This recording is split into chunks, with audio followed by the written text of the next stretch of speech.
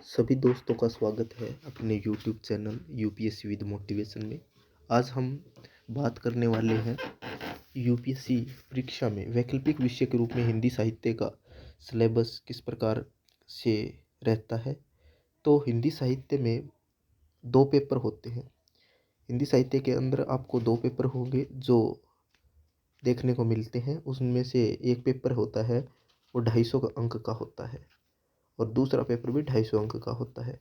तो इस प्रकार कुल मिलाकर आपको 500 अंक मिलते हैं। बीते 10 सालों में हिंदी साहित्य अपनी उपयोगिता साबित कर रहा है। हिंदी साहित्य एक रोचक सब्जेक्ट भी है और लगभग जो हिंदी साहित्य में रिजल्ट है वो इसमें हिंदी साहित्य वैकल्पिक विषय में अच्छा ही रहता है।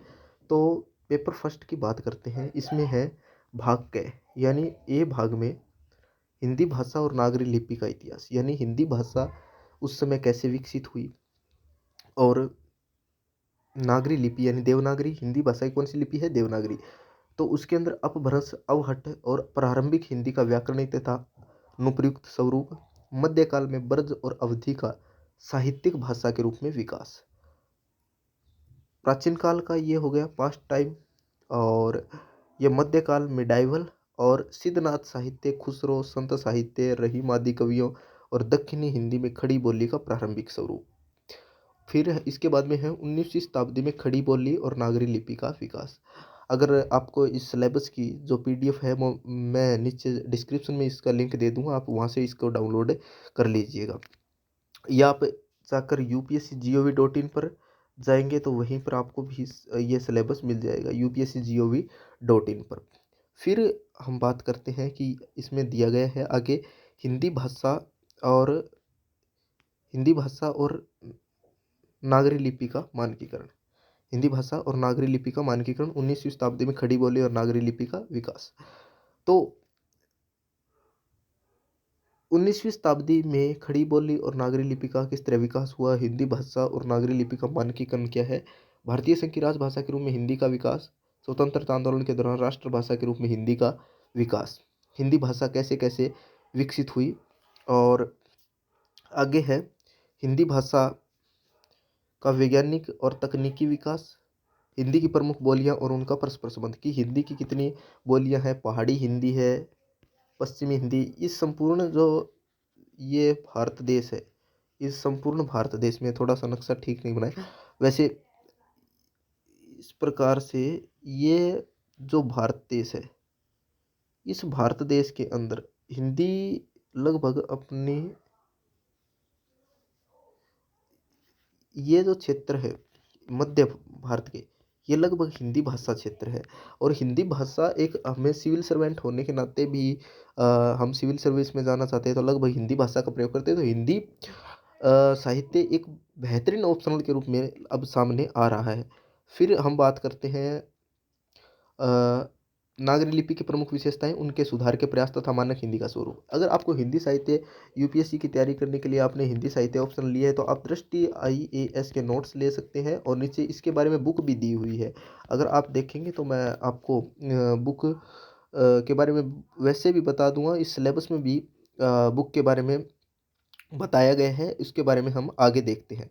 तो फिर आगे है इसमें पेपर सेकंड के अंदर है पेपर सेकंड से पहले हम ये एक और मानक हिंदी का व्याकरणिक संरचना, मानक हिंदी की जो व्याकरणिक संरचना है, किस प्रकार से इसका जो ग्रामेटिकल स्ट्रक्चर इस प्रकार किस प्रकार से इसका विकसित हुआ है, इसके बारे में भी हम इसमें देखते हैं। फिर है सेकंड पेपर हिंदी साहित्य का इतिहास। आपको बता दूं कि मैं रवि सिहाग ने 18वीं रैंक हिंदी साहित्य से प्राप्त की है, गंगा सिंह राजपुरोहित, ऐसे लगभग 30 से भी ज़्यादा उदाहरण हैं जिनके अगर आपका ऑप्शनल बेहतर होगा तो आपके मार्क्स भी अच्छे आएंगे।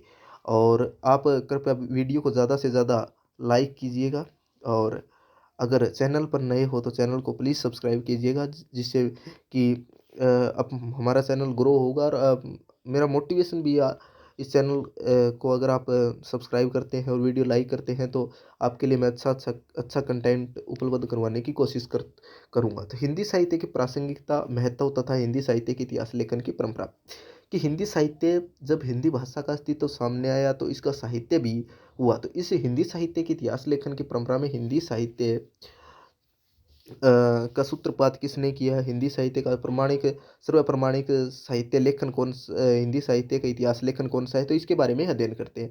फिर इसके बाद में है आदिकाल सिद्धनाथ और रासो साहित्य, प्रमुख कवि आदिकाल सिद्धनाथ और रासो साहित्य, और चंद बरदाई खुसरो हेमचंद विद्यापति। विद्यापति ये थोड़ा सा यहाँ पे मिस्टेक है, इसको आप ये लिख विद्यापति। और फिर है इसके बाद में भक्ति काल, भक्ति काल में संत काव्य धारा। हाँ, ये जो इम्पोर्टेंट है ये देखो। अब भक्ति काल से अगर आपके पास इतिहास ऑप्शनल है, मैं सभी ऑप्शनल की वीडियो बना दूंगा, आप देख लीजिएगा। अगर आप का यूं ही प्यार रहा तो आप कमेंट बॉक्स में कमेंट कर दीजिएगा। काव्य धारा, कृष्ण भक्ति धारा, राम भक्ति धारा, प्रमुख कवि कबीर, जायसी, सूर और तुलसी, इन जो संत कवियों हैं इनके बारे में हमको अध्ययन करना है। ये भक्ति काल है, आदिकाल, यानी ये प्रारंभिक इकाई, ये 1 नंबर, ये 2 नंबर, ये 3 नंबर और ये 4 नंबर। इस प्रकार से किस प्रकार से हिंदी भाषा का विकास हुआ, इसके बारे में हम अध्ययन करते हैं कि किस प्रकार से हिंदी भाषा का विकास हुआ। फिर इसके बाद में हम अध्ययन करते हैं रीतिकाल। रीतिकाल रीतिबद्ध काव्य, रीतिमुक्त काव्य, प्रमुख कवि केशव बिहारी, पद्माकर और घनानंद। रीतिकाल के बारे में आपको अध्ययन करना है। फिर आधुनिक आधुनिक काल में नवजागरण गद्य का विकास, भारतेंदु मंडल, प्रमुख लेखक भारतेंदु बालकृष्ण भट्ट और प्रताप नारायण मिश्र।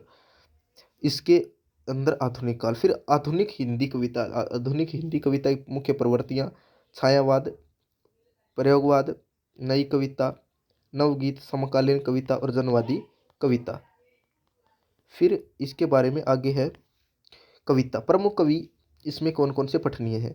तो इसमें प्रमुख कवि के बारे में आप देखिए। इसमें प्रमुख कवि में है मैथिली शरण गुप्त, जयशंकर प्रसाद, सूर्यकांत त्रिपाठी निराला, महादेवी वर्मा, रामधारी सिंह दिनकर, सच्चिदानंद वात्स्यायन, गजानन, माधव मुक्ति बोध, नागार्जुन।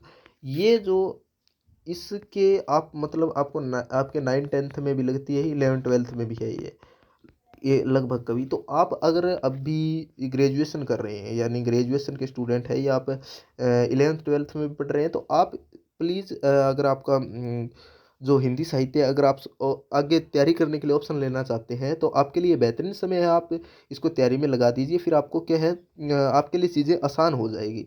अगर आप यूपीएससी में जाने का मन बना रहे हैं, सिविल सेवा परीक्षा में आप बैठना चाहते हैं, तो आप हिंदी साहित्य ऑप्शनल ले सकते हैं। ये अच्छा ऑप्शनल है। कथा साहित्य, अगला है कथा साहित्य। उपन्यास और यथार्थवाद, हिंदी उपन्यासों का उद्भव और विकास, प्रमुख उपन्यासकार प्रेमचंद, जैनेन्द्र, यशपाल, रेणु और भीषम साहनी। फिर आगे है हिंदी कहानी का उद्भव और विकास, प्रमुख कहानीकार में प्रेमचंद, जयशंकर प्रसाद, सच्चिदानंद वात्स्यायन, अज्ञेय, मोहन राकेश और कृष्ण सोबती। फिर है नाटक और रंगमंच। नाटक और रंगमंच में है हिंदी नाटक का उद्भव और विकास, प्रमुख नाटककार भारतेंदु, जयशंकर प्रसाद, जगदीश चंद्र माथुर, राम कुमार वर्मा, मोहन राकेश।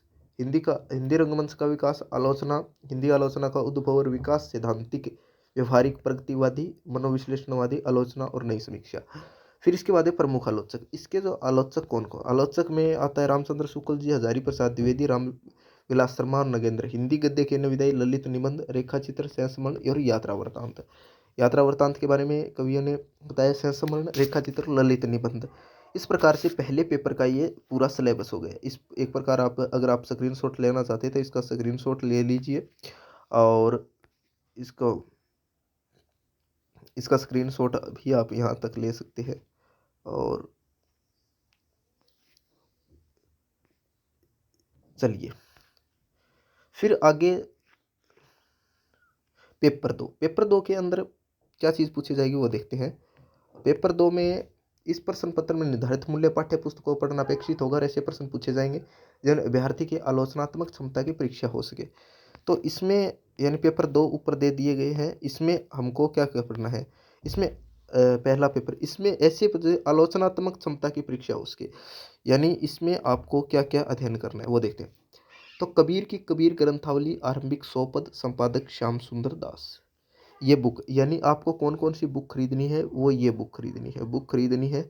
अगर आप इसको बुक लेना चाहते हैं तो न्यू दिल्ली, नई दिल्ली में आपको राजेंद्र नगर, राजेंद्र नगर से आप ये बुक खरीद सकते हैं और आपको बुक आसानी से अवेलेबल हो जाएगी। दृष्टि IAS के आप नोट्स भी आप मंगवा सकते हैं। फिर इसके बाद है सूरदास भ्रमर गीत सार आरंभिक सोपद संपादक रामचंद्र शुक्ल, तुलसीदास रामचरितमानस सुंदरकांड कवितावली उत्तरकांड तो जायसी पद्मावत सिंहलदीप खंड और नागमती वियोग खंड संपादक श्याम सुंदर दास, बिहारी बिहारी रत्नाकर आरंभिक सोपद संपादक जगन्नाथ दास रत्नाकर। फिर है मैथिली शरण गुप्त। मैथिली शरण गुप्त की है भारत भारती, जयशंकर प्रसाद की कामायनी चिंता, सरदा और सर्ग, सूर्यकांत त्रिपाठी ने राग विराग, राम की शक्ति पुंजीर, कुकुर मुत्तावत संपादक रामविलास शर्मा, रामधारी सिंह दिनकर कुरुक्षेत्र, अगेय आंगन के पार द्वारा असाध्य वीणा, मुक्ति बहुत भ्रम राक्षस, नागार्जुन बादल को गिरते देखा है, अकाल और उसके बाद हरिजन गाथा।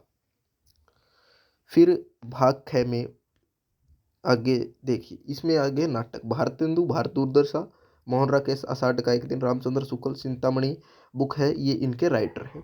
भाग एक दया कविता क्या है, सरदा और भक्ति, निबंध नील्य, संपादक डॉक्टर सत्येंद्र बालकृष्ण। अगर आप दुकान वालों को ये सिलेबस के अनुसार किताबें पूछे तो आपको बता दें, भट्ट परम चंद, गुलाब राय, हजारी प्रसाद द्विवेदी, यहाँ पर मिस्टेक है, इसको द्विवेदी कर लीजिएगा, द्विवेदी, रामविलास शर्मा, अगेय कुबेरनाथ राय, प्रेमचंद की गोदान, प्रेमचंद की सर्वश्रेष्ठ कहानियां, यह बुक है, संपादक अमृत राय मंजूषा, प्रेमचंद की सर्वश्रेष्ठ कहानियां, संपादक इसके अमृत राय है, वो राइटर है।